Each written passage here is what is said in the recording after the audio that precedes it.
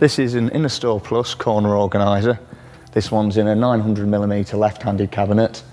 It's also available in right-handed and can be used in a 1000mm cabinet too. It comes with 4 baskets, each one taking a maximum of 7.5 kilos. It utilises all of the space available in the cabinet, and it comes with a smooth, soft closing action. So first of all, unbox all of your components and check them against the fitting instructions to make sure that you've got everything that you should have and everything marries up. For installing this unit, you'll need a tape measure or a ruler, a pencil, a drill, Phillips screwdriver, a rubber mallet and pliers. You must ensure that before installation your cabinet has a minimum internal depth of 502mm, otherwise the unit won't function. First, insert your top runner carriage brackets into your rear runner carriage.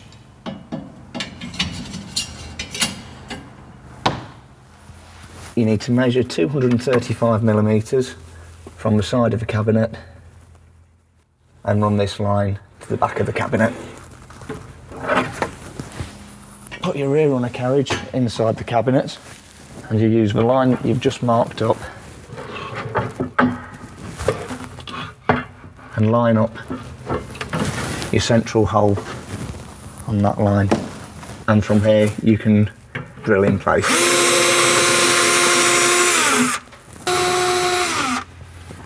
And screw into place.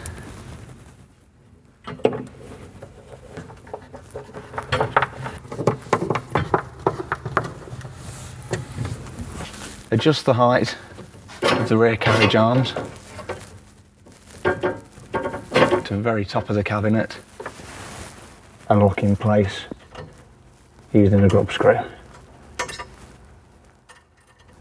And repeat the process for the other arm.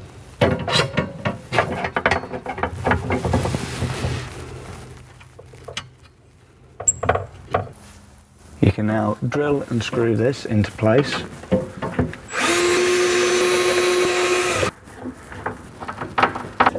Although not shown here, this would also need to be fixed to the underside of your worktop using these screw holes. And repeat this for the other arm.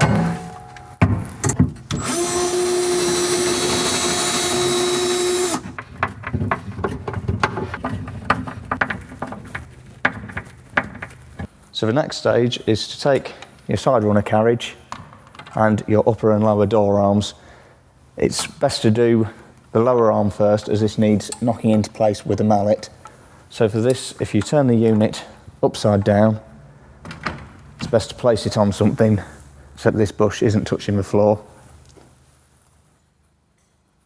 And if you take your lower door arm, that needs to insert into here and knock down so that the screw hole is level.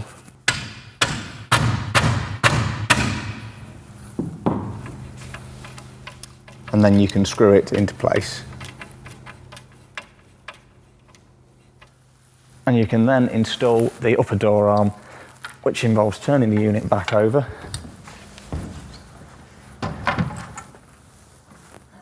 And this one should slide straight into place. If it doesn't, you may need to loosen these lug screws on the back so that it slides down. The next stage is to mount this carriage to the side of the cabinet. It just sits inside.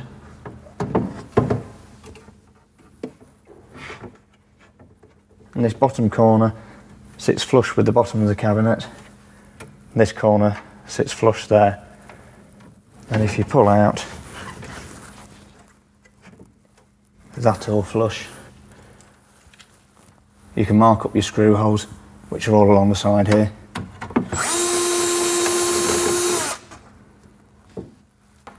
And then screw this in place, as this will support the side carriage as you put the rest in.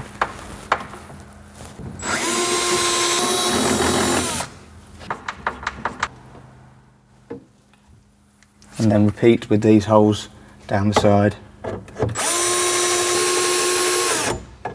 6 holes in total down the side and 4 along the top.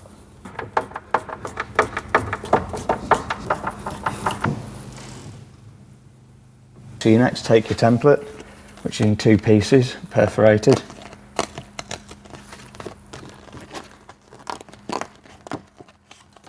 Break it apart and take P1. This sits just inside the cabinet like that, flush against the front and against the side, and then drill for the 4 holes which are positioned there.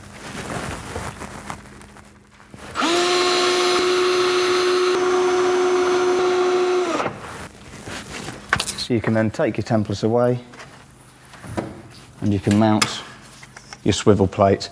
It's essential at this stage that this channel slides over the wheel there as you put it in, otherwise you won't be able to do that at a later stage. Then you line up the swivel plate base with the holes that you've drilled and screw it into place.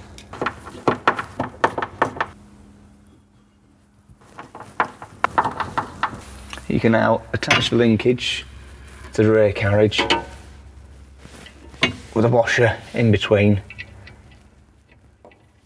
and a nut underneath. You may find that you need a set of pliers to grip these with as you tighten the screw. It's best to start with the 5th hole from the right, as that usually seems to be the best position for it, but other holes are available if you need to adjust it in one direction or the other.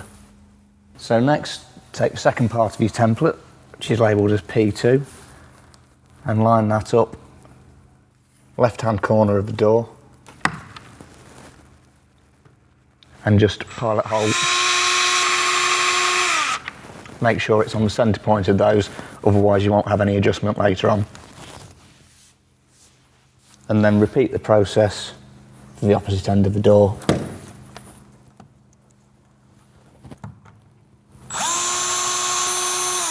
It's always worth making sure that you've got something underneath the door to protect it while you're drilling. And from here you can now put on your door mounting brackets and screw into place. And then repeat with the other bracket. On both brackets, the channel here will be to the inside of the door.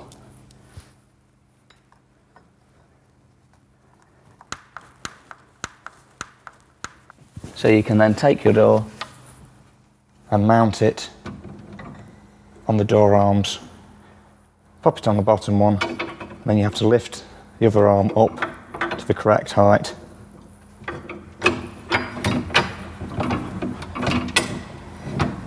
Slide that into place and then lock the arm in position with the lug screws around at this side.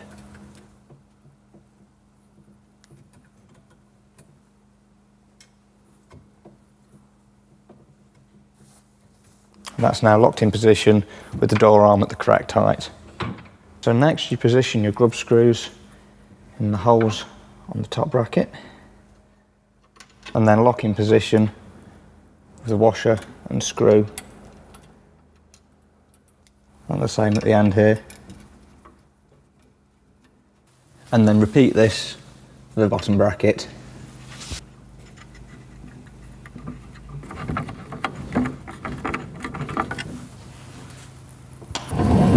So if you close the unit up, see that the door doesn't quite line up, it's at this stage you can make adjustments to the door. You can adjust side to side by loosening these locking screws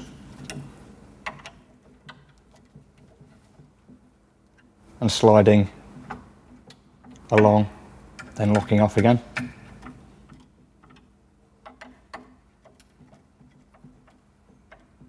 You can adjust the depth that the door sits away from the cabinet by again loosening off the locking screws and altering the grub screws. And you can alter the height that the door sits at by loosening off the screws at the top here and at the bottom, sliding the door up and down, and then again locking off the screws in the appropriate position. Once you're happy that you've got the door in the right position, you can then put your cover caps on over the top of these brackets. These just clip into place.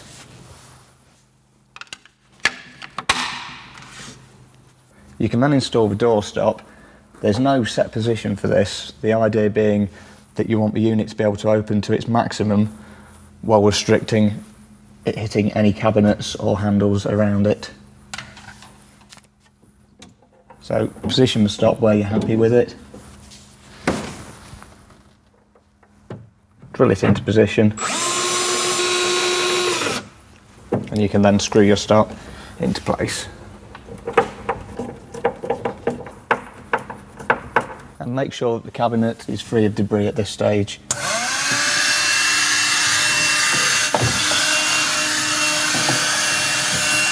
So you're then ready to put your baskets in. The larger ones go on the rear carriage. The top one can be put in at 2 different heights, either on this hook or the one above it. And the 2 smaller baskets go on the side carriage. Again, with the top one, and in 2 different heights it can be fitted at. So this is the finished product. It will give you many years of service as long as you take care of it. Don't use any oil or lubricants, and don't use any harsh abrasives when cleaning it. Thank you for watching.